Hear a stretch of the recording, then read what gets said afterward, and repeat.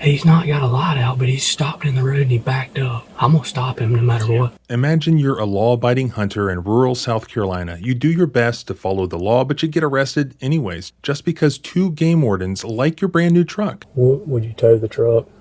So he just bought that truck, and it'd be nice to put that sucker on a rollback, but that's up to you. And they want to seize it and tow it and keep it for themselves because they see dollar signs and they think it would help their careers. This is like a once in a career. Yeah, this is great, dude. This is absolutely great. They thought this was going to be a career-making case, and I think it's going to make their careers, just not in the way that they thought it was going to. Two game wardens set up a sting using a decoy deer in a field next to a road. They saw a guy just stop and look at the decoy deer. He did not shine a light on it. He didn't shoot at it. He just looked at it and then drove away. He did nothing illegal, but he was an irresistible target for these two officers because his truck was new and expensive. Then he hires a lawyer, she obtains the body cam footage, and she was shocked at what she saw. She got the charges dropped and now has filed a lawsuit on his behalf. I got a chance to interview her and review all of this body cam footage, and it shows an out-of-control government agency harassing law-abiding citizens and trying to steal their stuff. You can't stop and look at deer with a gun in the truck. It's also a moonlight night tonight. Right. So you don't need a spotlight as much. You need to see this and share it with everyone you know. This might be good.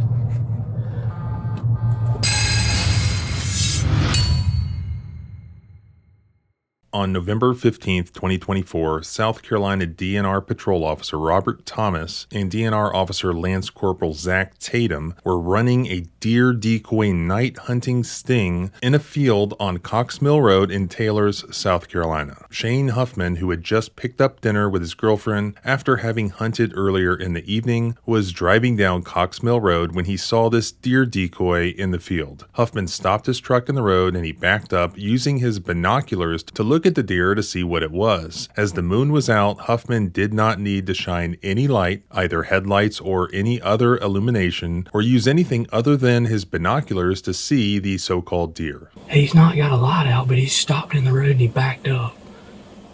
I'm gonna stop him no matter what. In fact, when DNR Officer Thomas was specifically asked by DNR Officer Tatum if Huffman's headlights were shining on the deer, Officer Thomas answered no. Is his headlights on? No. Bodycam video shows Officer Thomas being unsure of whether to even stop Huffman, as Huffman had only stopped, backed up slightly, and then resumed driving without shining any light at all on their so-called deer. He kind of turned when he backed his headlight, but he never put them directly on it. But I mean, would you not go after him? Yeah. Go after him? Yeah, I'd stop it. But he didn't fully shine it though, you know what I mean? Shane Huffman, an avid hunter who has a Facebook page devoted to his hunting exploits, eliminating predatory animals such as coyotes from properties, titled the Palmetto Predator Pros, he recognized the decoy for what it was, a fake deer, and simply commented to his girlfriend that it was a fake deer, and then he drove off. Despite having a rifle in the back seat of his truck, as he had picked up his girlfriend to go get dinner after deer hunting earlier and intended to go coyote hunting later that evening, at no time did Huffman access or handle his rifle during the time he observed the decoy deer on Cox Mill Road. As can be seen on bodycam video, Huffman never displayed or used any artificial light in a manner capable of disclosing the presence of deer, which is the actual elements that have to be proven under South Carolina law to be charged with night hunting under South Carolina Code Section 50-11-705E. Despite all of this, Officer Thomas decided to initiate a traffic stop on Shane Huffman, during which time DNR Officer Thomas made the decision not only to falsely arrest and charge Shane Huffman with night hunting, but to also seize his truck and his gear, his equipment, and this was done despite DNR Officer Thomas admitting to Huffman that stopping and looking at deer without a light was not illegal. Despite that admission captured on his body cam, Officer Thomas, who had apparently never charged anyone with night hunting before, saw the chance at a, quote, career case. Would you tow the truck? So he just bought that truck, and it'd be nice to put that sucker on a rollback, but that's up to you. This is like a once in a career. Yeah, this is great, dude. This is absolutely great. They thought this was going to be a career-making case, and I think it's going to make their careers, just not in the way that they thought it was going to. If that thing was real, he would have actually shot it. And I was like, you just don't know Shane. I mean, you have to understand this guy knew and played by the rules forever. And this is attorney Lori Murray from Columbia, South Carolina. She is the lawyer who represented Shane and got the criminal charges dismissed. And she's also one of the two lawyers who just filed the civil rights lawsuit on behalf of Shane Huffman for this incident. If you're on TikTok, you may recognize her as Lawyer Lori. I'll link her information below. She has a significant following there. Fortunately, I got a chance to speak with her about this case. Here's what she had to say. Tell me about your client, Shane Huffman. I grew up in a small town here in South Carolina, and Shane Huffman is every guy that I grew up with in my small town of King Street, South Carolina. He's just a good guy. He's salt of the earth. He is, outdoorsman. He loves hunting. That is the main thing that he does. He runs, I'm sure you're aware, he runs that. He has a Facebook page where he covers himself coyote hunting, basically. He does. He has a coyote hunting Facebook page that's pretty popular, and I understand it's a little bit more popular now. But he goes and has property owners hire him, or at least bring him in to hunt on their property to get rid of coyotes that are, predators on their property. And I asked him, I said, well, do you get paid to do that? I mean, that would be a great gig. You love hunting and you can get paid to do it. And he said, they try to pay me. And I tell him, no, it's just something I love to do. He's just a very good down home Southern man. I want to say Southern boy, a good old boy, but good old boy has a negative connotation to it. He's just good. So this happened on November 15th of 2024. What were those two DNR officers, Thomas and Tatum, what were they up to that night?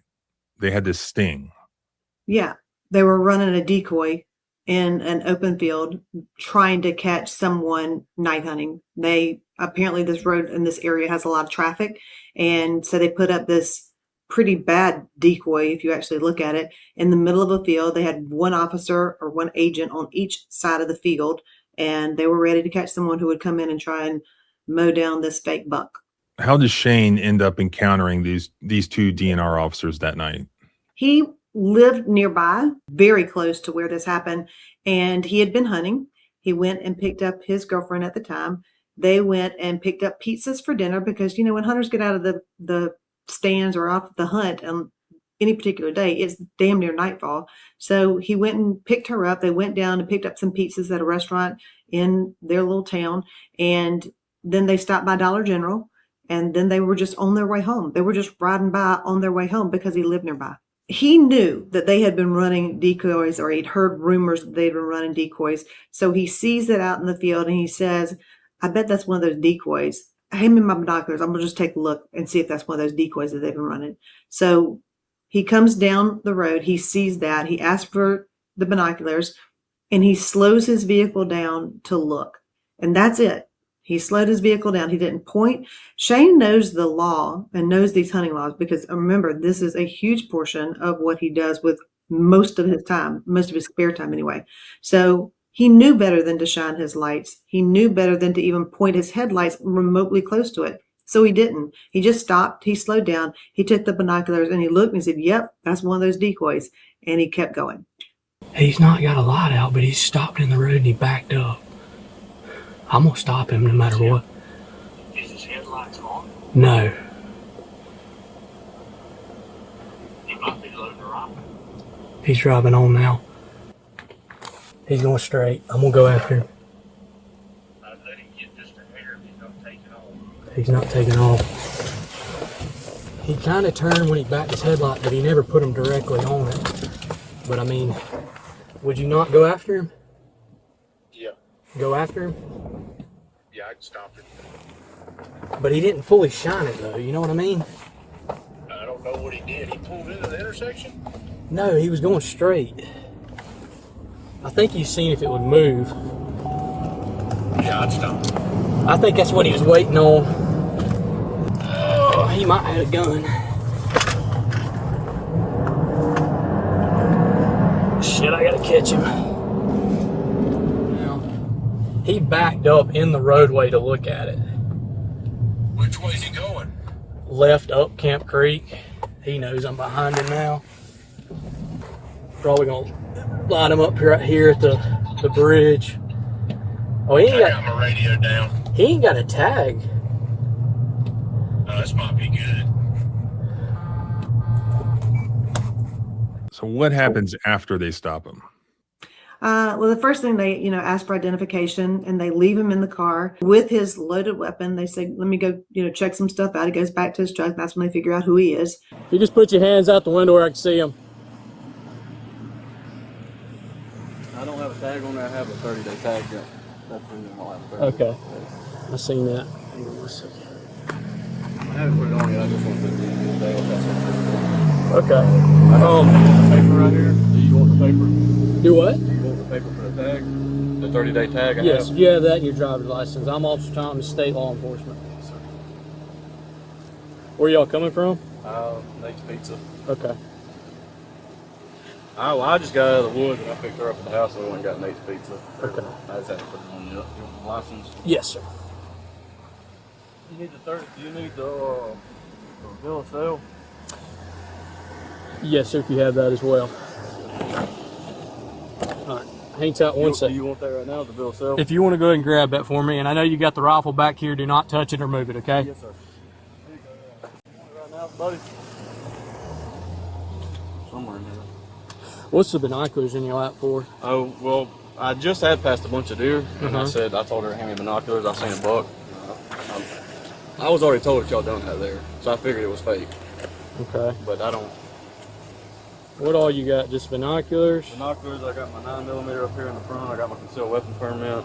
Okay. That's it, and that rifle on the back. Okay, just hang tight for a second, okay?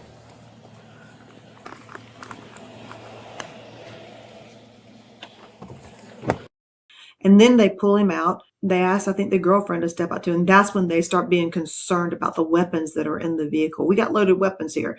For a minute there, I think there's even a minute after they pull him out that he's still left alone on the side of his truck. And then they come back and handcuff him because of the weapons. What was your name again? Shane. Okay, Shane.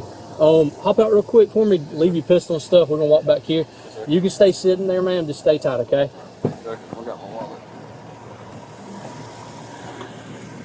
We're gonna walk back here. Do you have any guns on you? No, no, sir. I know you said you had the pistol. Okay? Yeah, it's in there, and the rifle's in the back of my truck. Okay.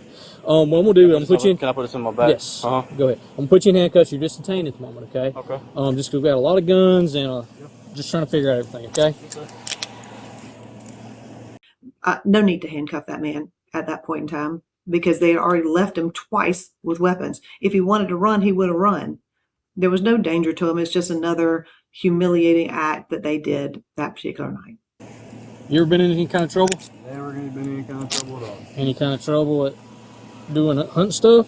The only time I got in trouble, and I don't know if I can remember, I've never been handcuffed, but the only times I've ever been in trouble has been about three-ish years ago, 4 years ago maybe, with Officer Holiday. That's not right there. Okay. You can turn around. Just lean on the bumper. Okay. And Officer Holiday and I got in trouble for I shot a turkey, and I had it tagged and everything, but I didn't have it notched, and he gave me a warning ticket. That's the only trouble I've ever been in. Okay. I'm gonna have her hop out too, just because all the guns. Just stay right there.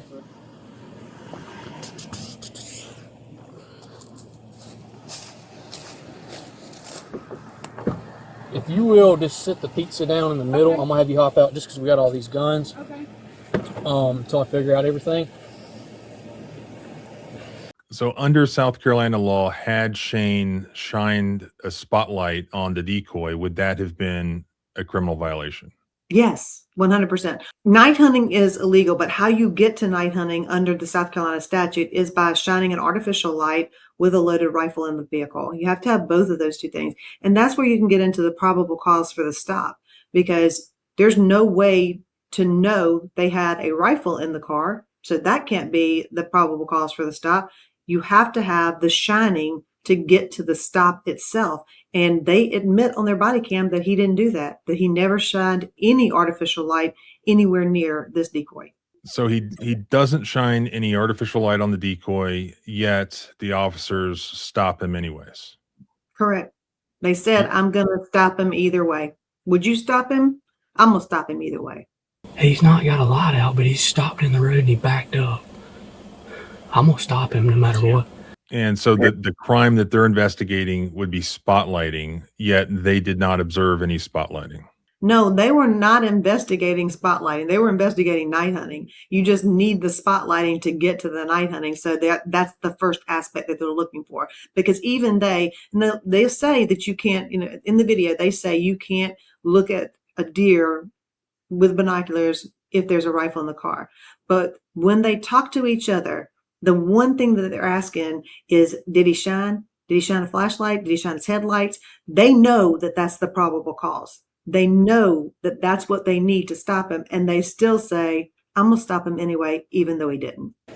What was your question first? I know obviously spotlight's a big thing. Right. But did I do anything wrong by stopping and using binoculars to look? If I didn't have any lights on, that's really my only question. You can't stop and look at deer with a gun in the truck. It's also a moonlight night tonight. Right. So you don't need a spotlight as much. You can see deer in the field. Yes, sir. I think that's why you use the binoculars, correct? Yeah, correct. Yeah. You could make out the deer, and you can even tell it was a buck. Did you hunt this evening? Yes, sir. Where'd you hunt at? Here on these Fuse property on 101. Yes, sir. Okay. That's why I was telling him I hunted, got out of the stand, come straight to the house, picked her up. We went to Nate's, got pizza, and for whatever reason, I went down Cox Mill, and we passed a bunch of deer, went one on past, and I seen one standing out there.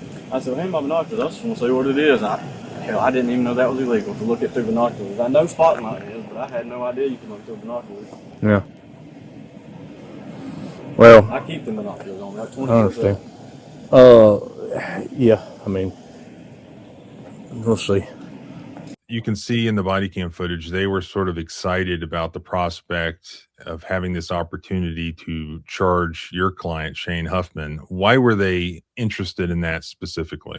Well, I think, first of all, you've got them excited about making this arrest, period, but specifically because it was Shane Huffman, which is part of the lawsuit, malicious prosecution, because they knew who he was. Shane had killed a big buck a couple of weeks prior to that, put it on Facebook so people had seen it. He was well known for it. And so they knew, one of the officers knew who he was. You can hear him whispering on the body cam, "Is that Shane Huffman?" I think, yeah, that's what he said his name was. So they knew who he was, and they wanted to take down somebody like Shane, make an example out of him, get the publicity that he already brings to their case. So that was the first thing. And then, the second thing is they're looking to bring in that truck, bring in all of his equipment, and the forfeiture aspect of it they thought was very important. What would you do with that thermal? See, I won't get it. Because it's on the Decoding, Yes. You just now realize that? Yeah, see him. 100%. Would you take the deer tags and that? Did I check them? Would you take them with me or no? No, he's killed deer, but 100%, 100%. Check that text I sent you yesterday while you at it. Remember that picture I sent you? Yeah, that's fine. We'll want to step over here and you can hop in. Okay, yeah. Thank you. So they're sort of seeing dollar signs when they see his truck and his equipment. 100%. That truck was brand new, had paper tags on it. The equipment that he had, Shane's hunting equipment, was very expensive. Most of it pretty new and in good shape. So yeah, they wanted everything that he had. I just want to point out that as Lori mentions during our interview, these two DNR officers keep turning off their body cams and speaking privately, or they're muting their body cams and they're speaking to each other privately. Except at one point, one of the two accidentally does not mute his body cam. And we get to actually hear what they were saying. And it's pretty shocking. This is the part where they're discussing how great it is that they're going to be able to seize this new truck and this hunter that they want to get so bad. It's going to be great for their career. They did not mean for you to hear this part. I seen him, ain't it? I'm still hot, but that's fine. I am too. Hold on. Wait. Yeah, well, I know it was. Well, I know it was Huffman, but Not Travis. What's his name? it's Timothy. I feel like it was Travis. Where's your I text you from my personal phone to your personal Yeah, I phone. don't know right now. I'll grab mine. I know I got it. Well, I got it. There it is. Where'd you text me? I texted you his picture. Remember I said he killed a big deer the other day, a monster deer. Well, And I think thermal it was him. back, not in his scope. Oh, he's toast. He can say whatever he wants to about not looking at through a binocular. He had to, I guarantee you, he was coming, he said he saw deer in the field at the top, and then he saw deer with you and backed up and looked at it through the binoculars at least. Then he got the thermal ones like He's got a crap. thermal, and he's got a night vision. He's trying to act like it's not a night vision scope. It's a day-night scope is what he's calling it. But I sent you a picture. Is that your personal phone? Yeah. Maybe I sent it to your work phone. I can look at mine, but I'm very certain that it's going to be related. Would you tow the truck? So he just bought that truck, and it'd be nice to put that sucker on a rollback, but that's up to you. She can get a ride. I can wait, and as soon as it clears out, I'll go get back in the spot.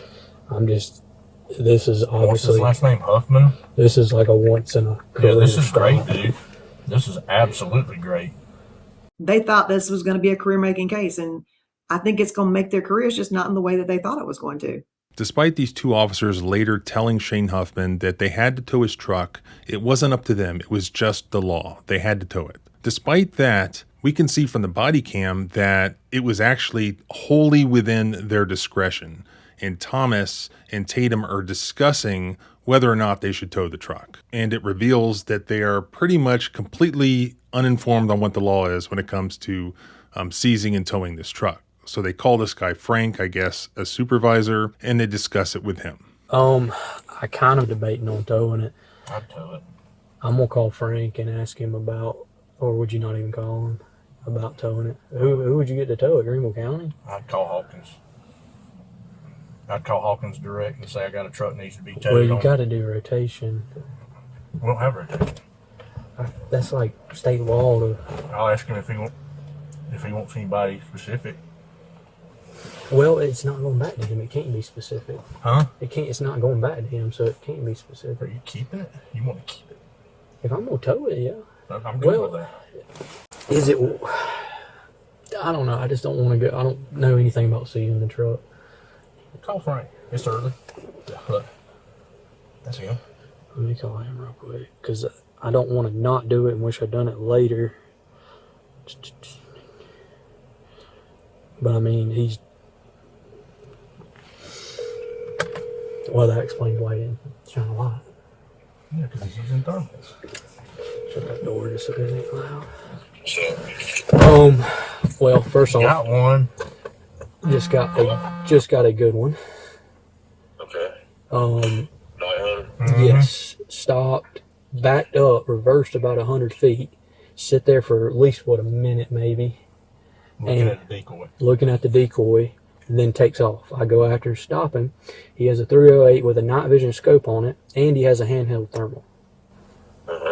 And he's a known night hunter for coyotes and stuff. And by the way, there is absolutely no evidence that Shane Huffman actually used the thermal handheld optic that was in the back of his truck. All the objective evidence is to the contrary, as the body cam shows that Huffman still had his binoculars in his lap when Thomas pulled him over, and that the thermal optic was in a chest bag on the back seat behind Huffman, along with other coyote hunting gear that he had planned to use later that evening, and thus not readily accessible at the time. More importantly, those actual facts and evidence led Officer Thomas to admit on video his belief that Huffman only used binoculars because of the amount of moonlight that evening. It's also a moonlight night tonight. Right. So you don't need a spotlight as much. You Right. can see deer in the field. Yes, and sir. I think that's why you use the binoculars, correct? Yeah, correct. Yeah. You could make out the deer, and Yeah. you can even tell it was a buck. And another thing, not only is night hunting for coyotes perfectly legal in South Carolina, the South Carolina DNR actually encourages coyote hunting by actively promoting coyote hunting and trapping via their own website. For instance, this part of their website that says hunters help control coyotes and save our deer, which specifically notes that night hunting is permitted on registered properties or with a depredation permit, and links to South Carolina DNR's Coyote Harvest Incentive Program. And then, as you'll see, much of the conversation that takes place was intentionally muted by these officers, so we could not hear it. And I'm hot. My body camera's still hot, just FYI. Okay. But he's obviously going. Obviously, the thermal and the rifle, all that's going with me. Seizing the truck, is it worth it? Do it, don't do it. I mean, I know it's in the law. It's just not, I don't know the protocol or. Well, I mean, it's just a matter of, what is I think it's what $25 to get the truck back. You just see the truck, you hold it in a tow yard, and we just go from there on that. So, if that's what you want to do, if not, then just call somebody to come pick them up, or come pick the truck up, or tow it. And were there any times during this interaction where the officers muted their body cams? I watched this video when I got the discovery for the criminal case, and I started watching this. I'm like, it was constant on and off of the muting. And I always do this because that's how they do it. They just, tap right here on their chest. you can tell whoever he wants where it is, and they can go pick it up from there. And they even ask, are you hot? Is your mic on? Are you mic'd? And they acknowledge to each other they're going to turn their mics off. So repeatedly for minutes, not just, a couple of seconds, for a minutes long conversation, they are muting their mics.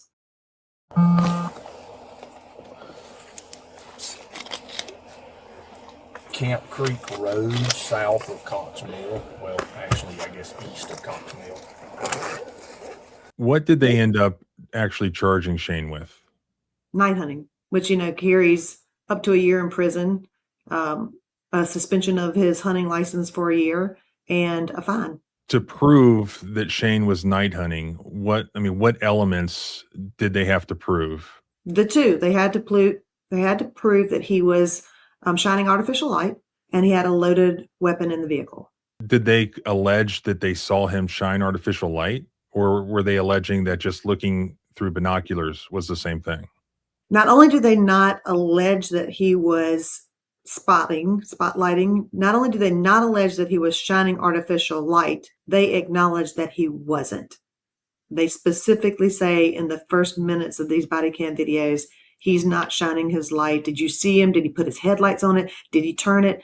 Nothing. They acknowledge 100% that didn't happen. So they pull him over and tell him that you can't look at a deer with binoculars, not night vision binoculars. They tell him you can't look at a deer with binoculars if you have a gun in the car. So is that what they actually alleged in the charging documents themselves, that the binoculars were used, or did they sort of lie and say that he used artificial light? No, the charging document that they used was a uniform traffic ticket, like a uniform code citation, I guess. So it was just a ticket.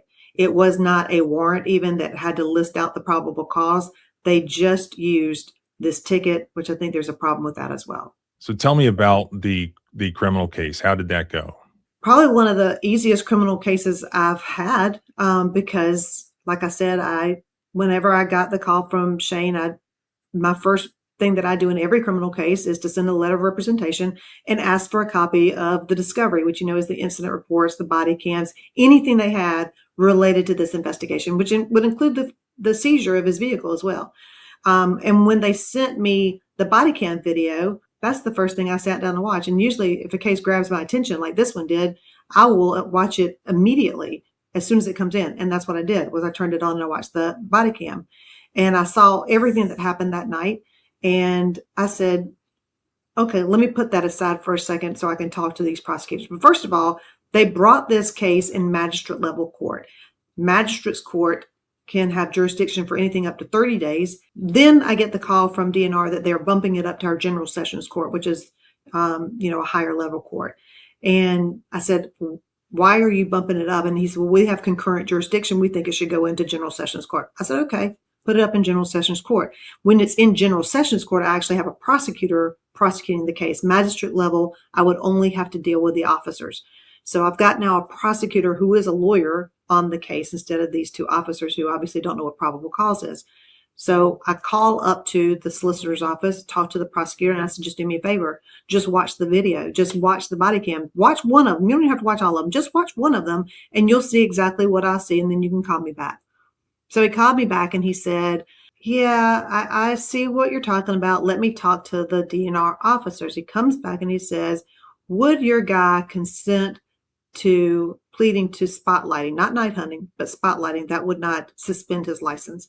And I said, did you watch the video? Did you see that he did not spotlight? Did you see the officers even acknowledge that he did not spotlight? What kind of lawyer would I be if I let my client plead to something he 100% did not do just to make this go away? No, he's not going to plead. Try it or dismiss it. And so he said, let me talk to the officers again. Came back. And the first one was because the officers didn't want to dismiss it. And that's why he asked me if he would plead to the spotlighting. The second time he comes back and says, would you consent to me pushing this back down to magistrate's court, to the lower level court? We do have concurrent jurisdiction. And I said, why would we push it back down? He said, well, because they have concurrent jurisdiction, I can push it back down and let the magistrate's court handle it. I just need your consent to do that. So I didn't know he needed my consent to do that. But I said to him, so you're asking me to take the one person with a legal mind off of the case and go back to dealing directly with the DNR officers who don't want to dismiss the charge. I'm not going to consent to that. And within, I think it was probably about 2 weeks, I got the email saying that the charge had been dismissed. And that was it. Never saw the inside of a courtroom. Was anything seized that they ended up having to return? What about his truck? They've returned everything. They had him pay $2,500 for the truck when they seized that. But once the case went away, so their right to seize that vehicle, so the $2,500 was returned to him. What else had they seized? Did they seize the gun and the hunting equipment in that truck? All of the hunting equipment that was in the backseat of his vehicle. Yeah. And eventually all that was returned. All of it was returned. Did they ever apologize? I'm assuming they didn't. No, I mean, this is the thing. I saw, first of all, during that first article that was published on this, they reached out to DNR for a comment, and the chief legal counsel of DNR, nice lawyer. I've known her for years and we're friends. But in this particular case, she told the reporter there was probable cause all day long and twice on Sunday. And I gotta differ in an opinion on that. And the next quote that I've seen come out of DNR, maybe not from her, but was that the facts are not all being presented in what's been the local media coverage or the media coverage of this case. And my answer to that is, yeah, the only part that we are not talking to you about is the part that we can't see because your guys muted their cameras, muted their body worn cameras. So yeah, we're not presenting all of the facts because we don't know them because you muted yourself. But what we do know is that there was no probable cause for this stop. 100%. If you don't shine your lights, you don't have probable cause to stop. Was there even reasonable suspicion for us? I mean, I don't see any even reasonable suspicion if they didn't observe any sort of violation to even detain him in the first place. I got deer at the end of my street. I mean, I live in town, but every now and then you'll see deer at the end of our road. Whenever they come out on the side, they're not in my pathway, but they're on the side. I stop to look, and they're always out at night. They don't come out in the middle of the day. I stop to look, just like any normal human being would. And apparently from what these guys are saying, if I had binoculars to look at them with, then that's illegal. It's just not. There was a comment on one of the Facebook posts that said, couple of deer walked across my yard and my floodlights went off. When should I expect DNR to kick down my door? I mean, it's basically the same thing. Yeah, it's just such a stretch. And I think anybody with common sense can see that it was a stretch. You're on social media already. Where can people find you and sort of keep up with this case? I am at Lawyer Lori, mostly on TikTok, also here on YouTube. And Instagram, but it's just Lawyer Lori, Lori. For people in South Carolina, if they have any legal issues or looking for a lawyer, what sort of law do you practice, and how would people reach you? I have been doing personal injury work since I was in law school, so I actually do all the wreck cases and malpractice cases and workers' comp cases and slip and falls. I do all of that, but I've been doing criminal law since 2000, so 25 years in criminal law, criminal defense, all kinds of cases. And my website is www.lorymurraylaw.com. So, as it turns out, it's not actually illegal in South Carolina to look at deer on the side of the road, even using binoculars, and even if you have a loaded firearm in the vehicle. It's just not illegal under South Carolina's night hunting statute, as it shouldn't be because that would be insane. But that did not stop South Carolina's DNR officers Thomas and Tatum from arresting Shane Huffman for night hunting on the night of November 15th, 2024. Why? Because they didn't get all dressed up for nothing. Because they didn't set up that whole sting with a decoy deer for nothing. I mean, they just couldn't help themselves. Shane Huffman was just an irresistible target for them. A well-known, law-abiding hunter with a new truck, a girlfriend, nice rifles and gear. Basically, they wanted his stuff. They were willing to attempt to stretch the law to fit something that it didn't fit in order to get his stuff. But fortunately, Shane could afford to hire a good lawyer, and she helped him beat the charges, and now a civil lawsuit has been filed in an attempt at getting some accountability. But there has been none as of yet. As Lori told you, the lead lawyer for the South Carolina DNR actually supports what happened here, and you have to ask yourself why. I mean, seriously, why? Maybe some of you who live in South Carolina can get an answer to that. If you're a hunter like me and you've been harassed by game wardens before like me, and if you want to help get some accountability here, you can help by sharing this footage, by liking, and most importantly, by commenting and discussing this video in the YouTube comments. That will get it going in the algorithm and help put it in front of as many eyes and ears as possible. So the lawsuit has been filed. I'll post a full copy of it linked below. I'll stay on top of it, and you can follow along by subscribing both here and at the blog, thecivilrightslawyer.com. You can follow me on X at JohnBryanESQ. Remember, our rights don't end where your fear begins. Freedom is scary. Deal with it.